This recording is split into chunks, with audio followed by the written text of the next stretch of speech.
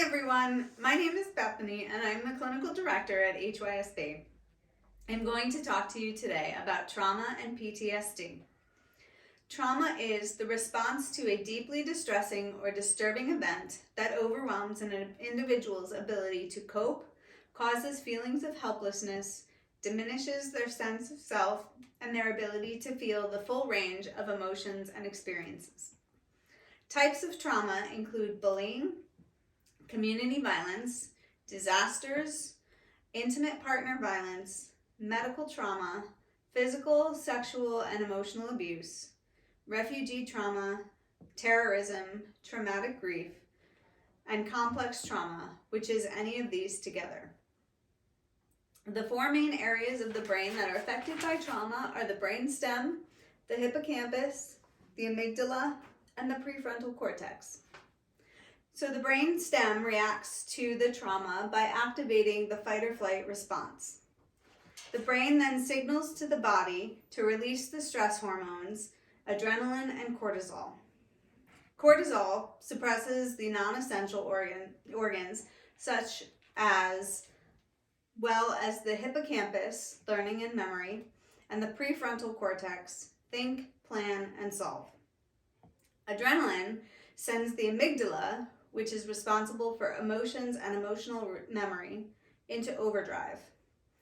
So the long and short of this is that a traumatic experience and future triggers of it can cause hyperactive emotions, but the details of it can be unclear.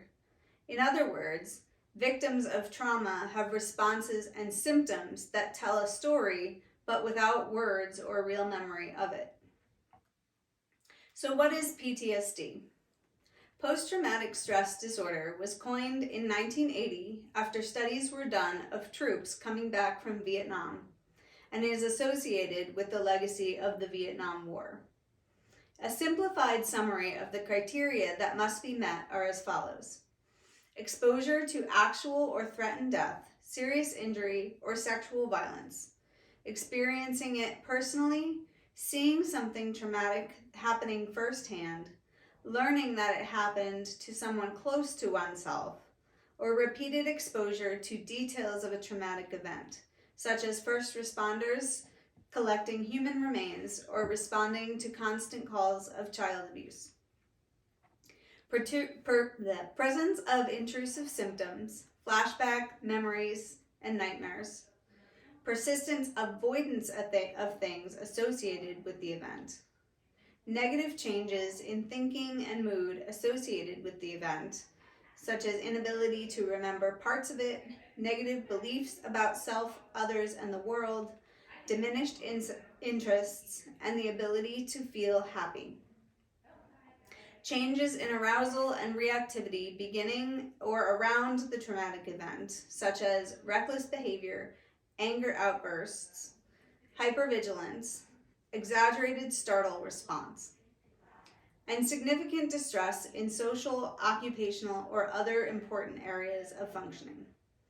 Symptoms must persist for more than 1 month and cause significant distress and impairment of daily functioning. So how can you help someone with PTSD? Educate yourself on PTSD, as it seems to be misunderstood and have a stigma attached to it. Be supportive. Be patient. Don't pressure them to talk about their trauma. Listen. Practice active listening, but don't compare your feelings and experiences to theirs. Don't judge. Just provide a safe place. Show respect. Don't belittle their feelings or experiences or try to act like it didn't happen. Learn about their triggers. Every person's triggers are unique and specific to their experience and can seem ordinary to you. Encourage them to seek treatment or if they are ready to do it. And take care of yourself and have your own coping mechanisms. I hope that helped you learn about trauma and PTSD and about how you might be able to help. Thanks for listening.